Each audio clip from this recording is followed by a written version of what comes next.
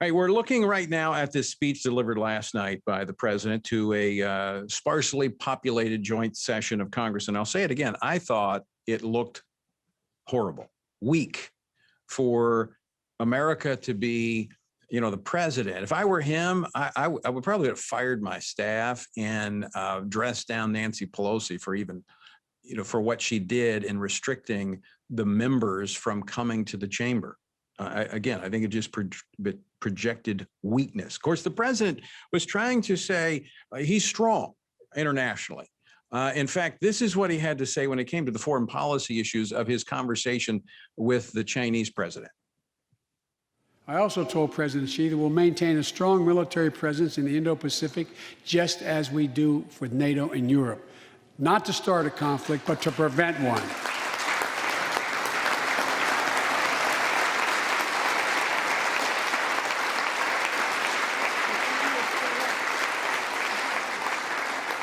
I told them what I've said to many world leaders, that America will not back away from our commitments, our commitment to human rights and fundamental freedoms, and to our alliances.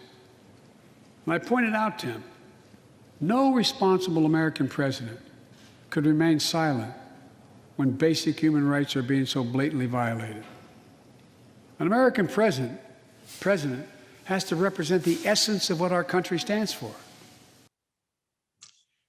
Well, does that tough talk match the policy walk of the administration in its first 100 days? Joining me now to talk about this, U.S. Senator Ron Johnson of Wisconsin. Senator, welcome to the program.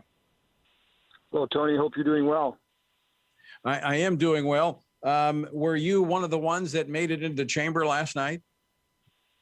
I was not. I did have a seat, but I thought there might be others that would want to attend the speech more than I did, so I gave up my seat. Probably not a hard choice to make. When you listen to the president on his tough talk about China, and he went on to talk about Russia, is that the same type of policies they've been pursuing in their first 100 days? I don't think so. When I hear that tough talk, I think of the Obama administration always threatening serious consequences, drawing red lines, and allowing people to cross them without any consequences. So again, it's all talk. Just like his inauguration speech is going to be about, unifying this country and healing this nation, he's doing the exact opposite.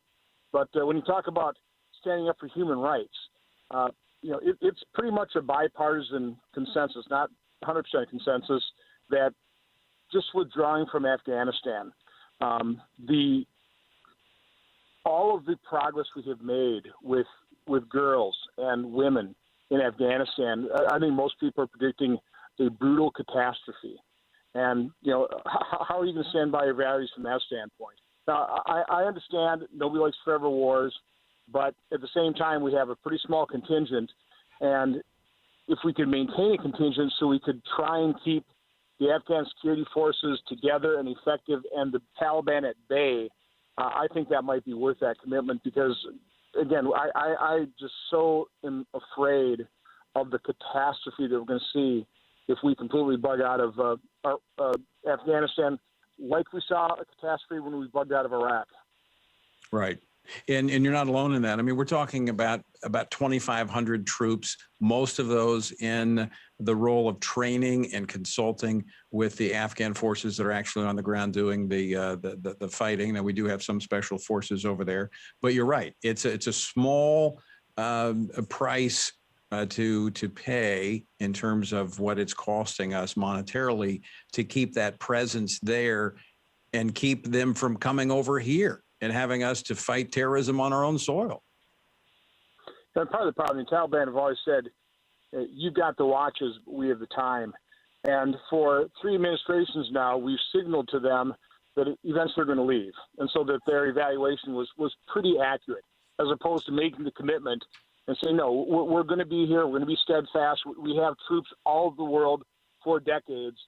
This is important to us because we do want to see the progress made in Afghanistan. Again, it's slow, it's halting progress, there's no doubt about it, but when you take a look at the circumstances for women in Afghanistan, what was now versus what was under the Taliban, it's pretty significant progress. And again, it's going to be heartbreaking to see that all go away.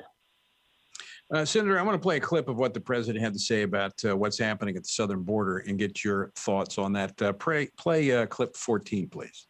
We also have to get at the root problem of why people are fleeing, particularly to our southern border from Guatemala, Honduras, and El Salvador. The violence, the corruption, the gangs, the political instability, hunger, hurricanes, earthquakes, natural disasters.